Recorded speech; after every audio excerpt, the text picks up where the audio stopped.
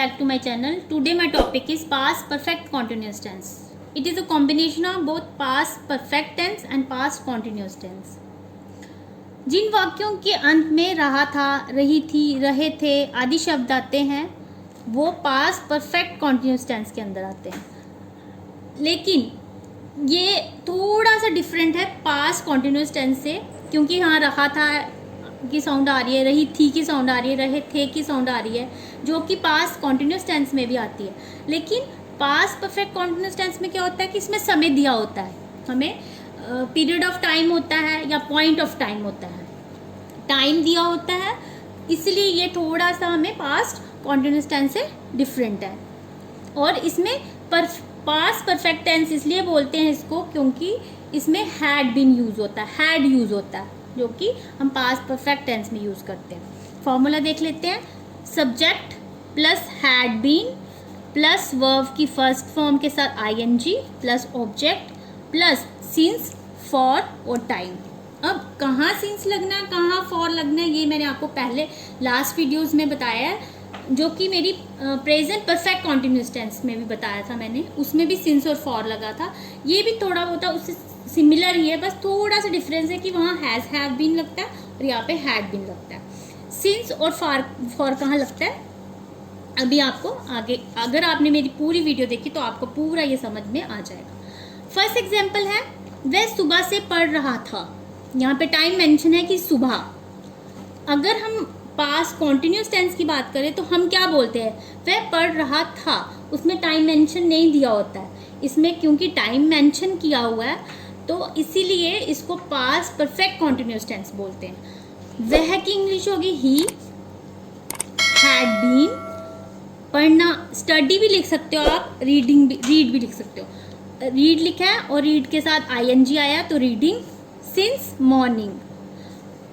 अगर क्योंकि यहाँ पे पॉइंट ऑफ टाइम है इसलिए सिंस आया है, पॉइंट ऑफ टाइम के लिए सिंस आता है और पीरियड ऑफ टाइम के लिए फॉर आता है। पीरियड ऑफ टाइम के मतलब जिसमें मेंशन किया हुआ कितने पीरियड से कोई काम हो रहा है, 2 घंटे से, 4 घंटे से, 10 घंटों से, कल से, आज से, तो यहाँ पे पूरा पीरियड मेंशन होगा, वहाँ पे क्या होगा कि फॉर आएगा, और यहाँ पे पॉइंट ऑफ टाइम होगा तो वहाँ पे सिंस आएगा।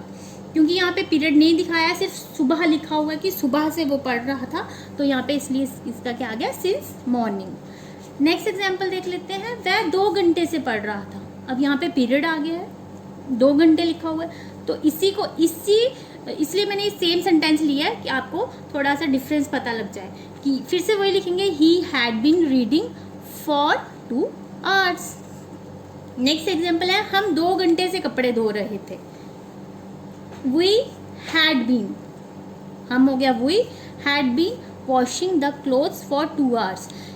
In this case सिंगुलर, अगर सिंगुलर है कोई पर्सन या फिर प्लूरल है, सबके साथ हैड बीन ही आएगा। इसमें सिंगुलर और प्लूरल का कोई डिफरेंस नहीं है कि he, she, it, I, we, they, you, you are, सबके साथ हैड बीन ही आएगा, चाहे वो सिंगुलर सब्जेक्ट है चाहे वो प्लूरल सब्जेक्ट है।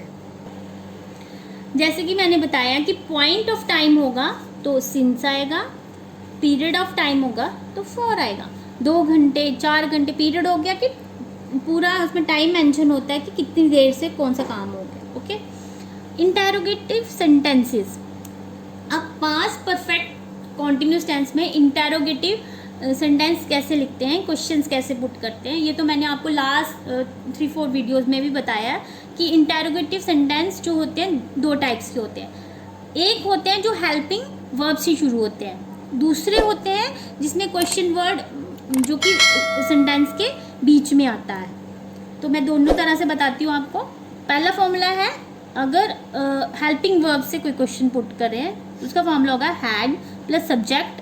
इसमें हैड भी इकट्ठे नहीं लिखना है, पहले हैड लिखना है, फिर सब्जेक्ट लिखना, फिर बीन लिखना, फिर वर्ब की फर्स्ट फॉर्म के साथ आईएनजी, फिर ऑब्जेक्ट प्लस सिंस या फॉर, जो भी सिचुएशन होगी, और टाइम और question mark. Okay, second formula है कि जब क्या वर्ड जो है सेंटेंस के बीच में यूज होता है, क्वेश्चन वर्ड सेंटेंस के बीच में यूज होता है, तो उस केस में हम इंटेरोगेटिव सेंटेंस कैसे लिखते हैं। फॉर्मूला है क्वेश्चन वर्ड क्वेश्चन वर्ड हो गया WH, हु, व्हाट, विच, उसको क्वेश्चन वर्ड बोलते हैं, प्लस हैड लिखेंगे, प्लस फिर सब्जेक्ट लिखेंगे, फिर बीन, फिर वर्ब की फर्स्ट फॉर्म के साथ ING, plus object, plus since या फॉर, प्लस टाइम जो भी मेंशन किया होगा, और क्वेश्चन मार्क। फर्स्ट फॉर्मूला की एग्जांपल देख लो। फर्स्ट फॉर्मूला की एग्जांपल है, क्या वे 2 घंटे से रो रहा था। यहाँ हेल्पिंग वर्ब जो है क्या पहले आया है, सेंटेंस के बीच में नहीं है, पहले है, तो इसको कैसे लेंगे, हैड, हेल्पिंग वर्ब आ गया हैड, वह का ही आ गया, फिर क्या था फॉर्मूला में बीन, फिर बीन आ गया, फिर क्या था वर्ब की फर्स्ट फॉर्म के ING। यहाँ पे क्या वर्ब यूज होगा कि वह 2 घंटे से, क्या वह 2 घंटे से रो रहा था। रोना की क्या इंग्लिश होती है, वीप, तो रो रहा था, वीप के साथ ING लग गया तो वीपिंग हो गया, क्योंकि 2 घंटे हैं, पीरियड ऑफ टाइम है, तो 4 आ गया, 2 hours, तो then question mark. Understand. Second formula की एग्जांपल है जिसमें कि क्वेश्चन जो वर्ड है बीच में आ गया, कौन, क्या, ये सेंटेंस के बीच में आता है। राजू सुबह से कौन सा उपन्यास पढ़ रहा था, क्वेश्चन पुट किया ये भी, तो कौन सा की जो इंग्लिश होगी वो विच पहले आ जाएगा, क्वेश्चन वर्ड हो गया विच, विच अगर कौन होगा तो विच, क्या होगा तो व्हाट, जैसे क्वेश्चन होगा उसी हिसाब से हमने उसका क्वेश्चन वर्ड लिख लेना है। विच उपन्यास को बोलेंगे नॉवेल, फिर क्या आएगा हैड, हैड, फिर सब्जेक्ट राजू, फिर बीन, पढ़ रहा था कि इंग्लिश रीड, ING लगा, फर्स्ट वर्ब की फर्स्ट फॉर्म रीडिंग हो गया, क्योंकि यहाँ पे सुबह पीरियड ऑफ टाइम नहीं है, पॉइंट ऑफ टाइम है, तो since morning. That's all for today. If you understand my video, please do like, share and subscribe my channel, and don't forget to press the bell icon. Thank you so much. Goodbye.